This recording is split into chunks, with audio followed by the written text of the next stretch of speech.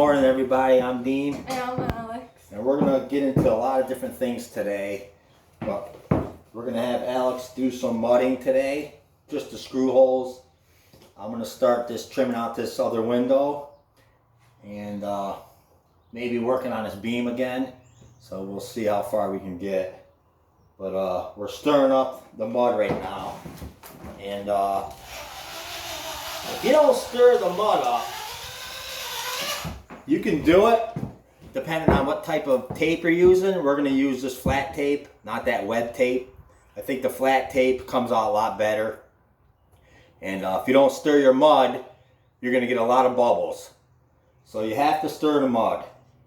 And just put one of these long bits, a stirring bit, in a drill, and it stirs up pretty quick. So you have to stir the mud. And it's a lot easier to apply too. If you don't stir, it's real thick and hard to apply.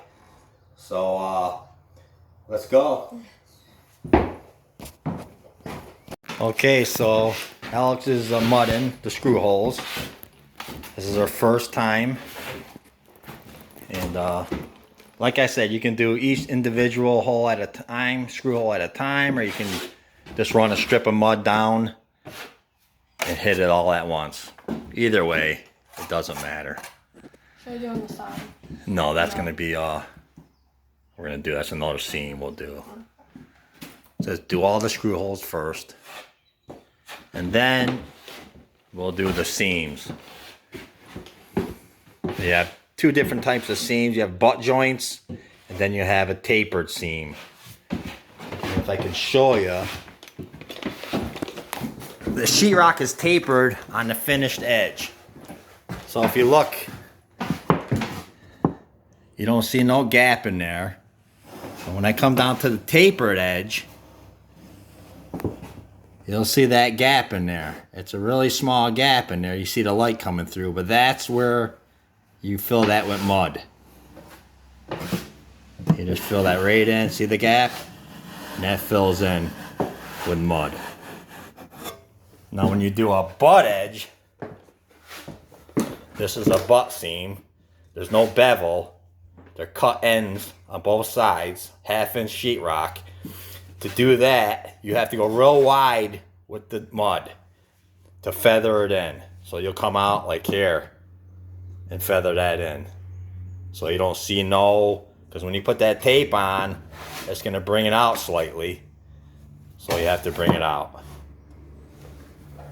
How's it going? Good. All right. So Alex is done mudding the screw holes. Now when you're putting your mud back into the bucket, you want to get the edges scraped. You don't want to leave mud on the edges there so it can dry. And then the dry mud flakes off, falls into your mud here. And then when you go to use it again, you have all dried flakes in your mud, and it goes on the wall, and then it turns into a nightmare. So make sure you clean your edges off. All right.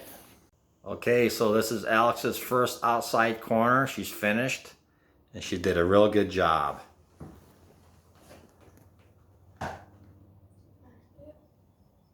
So what do you think? How was it, Alex? It was kind of good. Kind of good? Yeah. Well, it's your first time. Don't show me I'm So covered. I must show you. Look how bad it's my Well, you did a real good job. Very good. Okay. Bye-bye. So Alex is getting this wall cleaned up, filling all the holes, getting all the old tape off. We have to fill all the nail holes. Yeah, there's a dryer vent that came out of there. We have to fix that and get this wall all mudded and all ready to go. How are you doing? I'm not letting you put this on. Yes, we are. Yeah. Hello. Nope.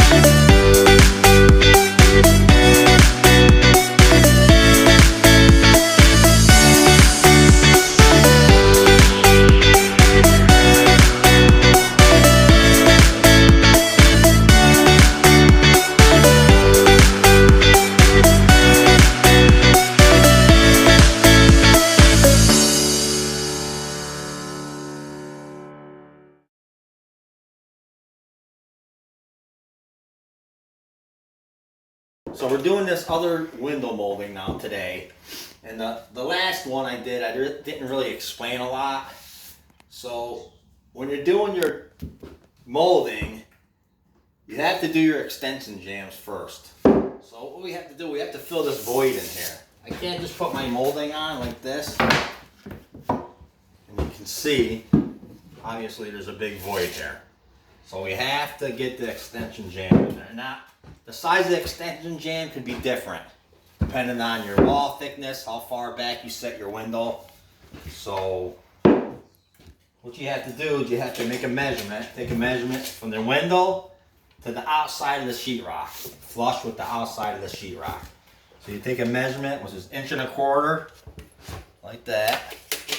Then you cut your board. And where's the one I had here? And that'll go just like that. So you'll be touching your window and it's flush to the outside of the sheetrock. Then, when you put your molding on, it goes like that. Depending on the way you want it to look, you can have a big reveal here like this, wide reveal on the extension jam, or you can bring the molding in closer and have it like that. And when you're all finished, this is all going to be caulked and it'll look really nice. So that's what you have to do. You have to build your extension jams out first. All the way around the window, top and both sides. Alright, let's get going. Okay, so we're finished installing our extension jams all the way around. Now we measured for the reveal we want. So we're going to go with a 1/4 inch reveal. So I put a mark, a 1/4 inch from the edge, top and bottom, top one too. And then when we make our molding, we cut our molding, we're going to set that right at that 1/4 inch mark. Just like that. All the way around. Alright, let's keep going. Okay, when you're putting your molding up, if you're building custom molding and you're buying, this is pine, you want to do all your sanding first before you install it. It's going to be hard to sand it when it's all up on the wall. So, and you can see the difference. It looks, when you buy it, it looks nice and smooth, but it's not. So the difference is I sanded this part right here and you can see the difference. See how rough this is right here? So you want to do all your sanding before you put it on around the window. Okay.